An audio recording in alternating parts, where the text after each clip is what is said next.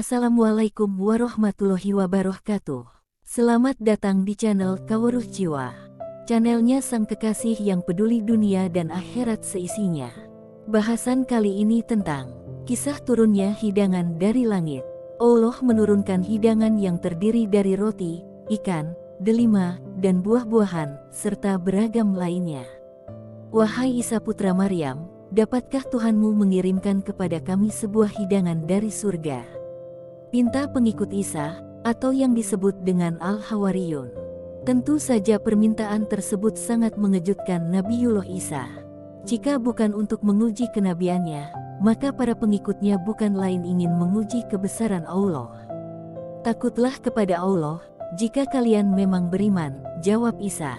Permintaan besar Hawariyun bermula saat Allah memerintahkan hambanya mengerjakan puasa selama 30 hari. Nabi Isa pun kemudian menyampaikan perintah Allah kepada para muridnya.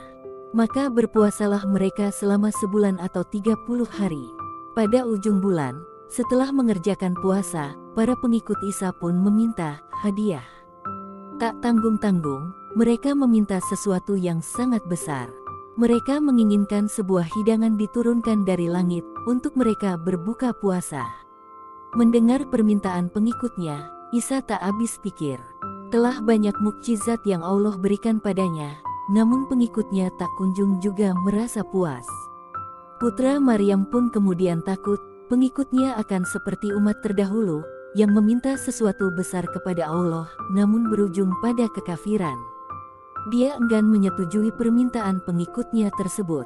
Namun, para Hawari terus membujuk Nabi Isa. Mereka menginginkan hari raya, atas puasa yang telah mereka lakukan, dengan turunnya hidangan dari langit. Mereka pun beralasan kepada Isa, kami meminta hidangan itu karena kami ingin memakannya, dan agar tenteram hati kami, agar keimanan kami menjadi lebih kuat, dan supaya kami mengetahui, bahwa kau memang menyampaikan hal yang benar, dan kami menjadi orang-orang yang menyaksikan hidangan itu, ujar mereka. Pengikutnya terus bersikeras, Nabi Isa pun tak sanggup menolak. Dia kemudian bersiap menuju tempat peribadatannya. Mengenakan pakaian bagus, Nabiullah memohon kepada Allah agar permintaan umatnya dikabulkan. Ya Rabb kami, turunkanlah kepada kami sebuah hidangan dari langit, yang hari turunnya akan menjadi hari raya bagi kami, yaitu bagi orang-orang yang bersama kami, dan yang datang sesudah kami, dan menjadi tanda bagi kekuasaan Engkau. Beri rezekilah kami, dan Engkaulah Sang Maha Pemberi Rezeki, pinta Al-Masih. Allah pun kemudian mengabulkan utusannya. Allah kemudian berfirman, sesungguhnya aku akan menurunkan hidangan itu kepadamu. Barang siapa yang kafir sesudah turun hidangan itu, maka sesungguhnya aku akan menyiksanya, dengan siksaan yang tidak pernah aku timpakan kepada seorang pun di antara umat manusia, firman Allah. Maka sebuah meja suci berisi banyak makanan, atau disebut dengan Al-Maidah, hidangan turun dari langit. 2 buah awan mengapitnya, dan membawanya turun menuju Nabi Isa.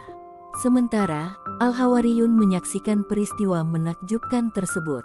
Nabi Isa terus berdoa, agar hidangan tersebut menjadi rahmat, dan bukan azab. Saat menerimanya, Nabi Isa pun membuka kain penutup hidangan tersebut, seraya berkata, dengan nama Allah sebaik-baik pemberi rezeki, ujarnya. Dikabarkan, hidangan tersebut terdiri atas roti, ikan, delima dan buah-buahan, dan beragam lainnya. Aromanya pun sangat harum semerbak. Menerima kasih sayang Allah, Nabi Isa pun kemudian bersujud, yang kemudian diikuti para pengikutnya. Lalu para pengikut Isa bertanya, wahai roh Allah, apakah ini makanan dari dunia, ataukah dari surga? Nabi Isa dengan sabar menjawab, bukankah Allah telah melarang kalian mengajukan pertanyaan macam ini?